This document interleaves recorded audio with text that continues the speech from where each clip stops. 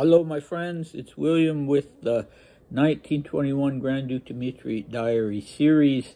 I haven't chosen a photo to go along with this particular diary entry yet, but I think I'm going to choose a garden picture from actually the sanatorium, which is now a hotel in Schatzalp in Davos, where Dmitri spent the end of his life between 1939 and 1942, and there's just an absolutely gorgeous garden there out front of the place that was put in 1906, so Dmitri would have had a chance to enjoy it. So if you saw a garden photo when you went to this video, then that's where it's from. Okay, so we're up to the 25th March. The 24th March, a quick recap, it was really just a quiet day at the Riviera Palace Hotel for Dmitri and Coco. Nothing going on at all. Just, I guess, enjoying each other and enjoying the location. And again, today, we have a cast that is just Dmitri and Coco. Not even the servants or an old friend in town, just the two of them. So that's nice, I guess. So it's the 25th of March, 1921.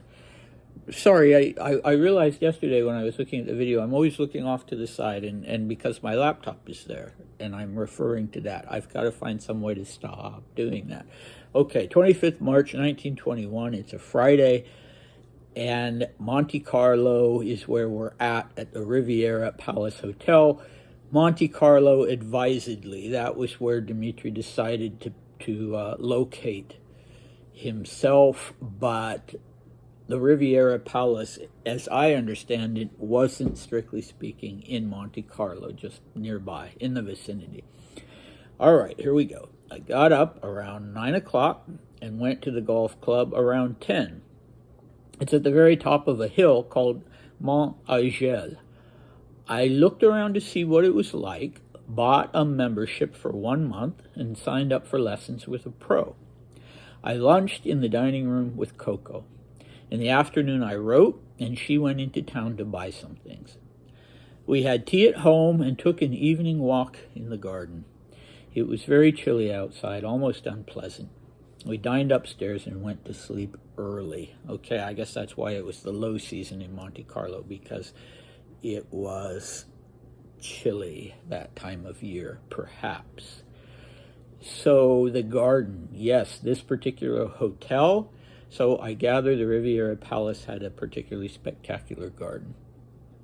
And in fact, I'd looked at some paintings of the Garden of Eden and thought of using those or one of them as the thumbnail. But then I thought, well, Schatzalp kind of has its own Garden of Eden, and since Dmitri was there, why not? All right, enough on that topic. So what needs to be said about this diary entry? I talked a little bit about it last time. Dmitri kind of settling into almost being like his father. So maybe you remember, if you watched the videos for the 1907 diary entries, what a lively kid he was when he was 14, 15, 16 years old. He could get in his gloomy bad moods, but otherwise he was just full of life and high spirits and pranks and a very lively, fun-loving boy.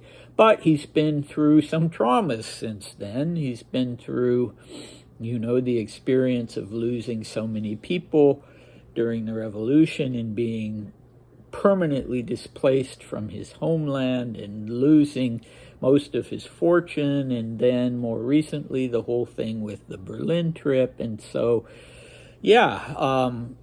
life had changed. Life had taken some of it out of him and his fellow emigres too.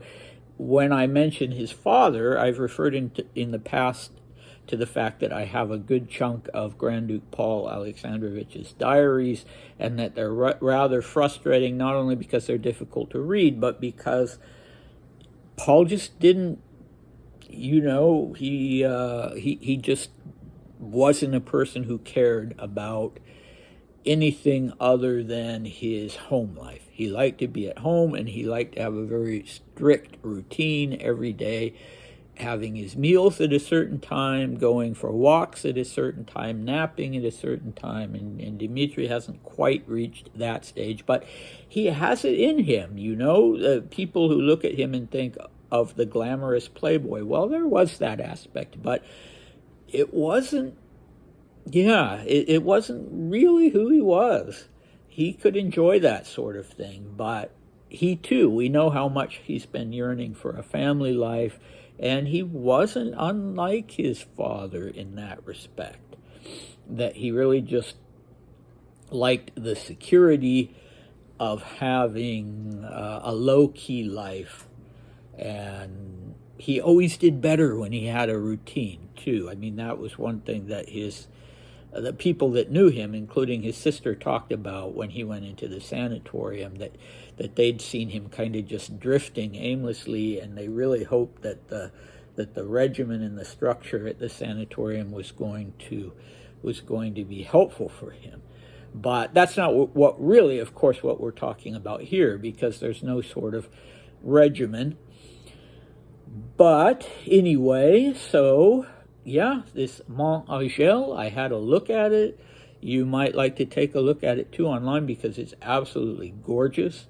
If anything could persuade me to take up golfing, I guess it would be being in Monte Carlo and having access to this particular golf course up 900 meters above the town, and not even really, from what I could see, all that expensive to go like Dmitri has done and buy a temporary membership.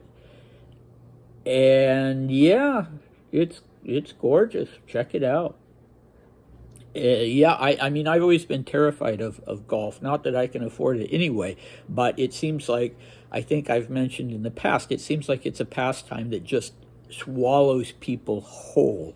If you get into golf, if you get the golfing bug, then nothing else matters. You just want to be on the golf course all the time.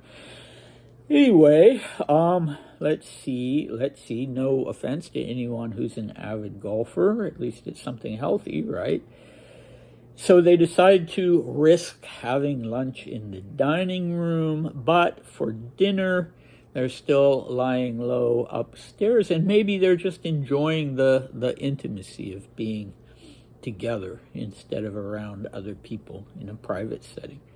All right, so I'm already kind of padding this one out.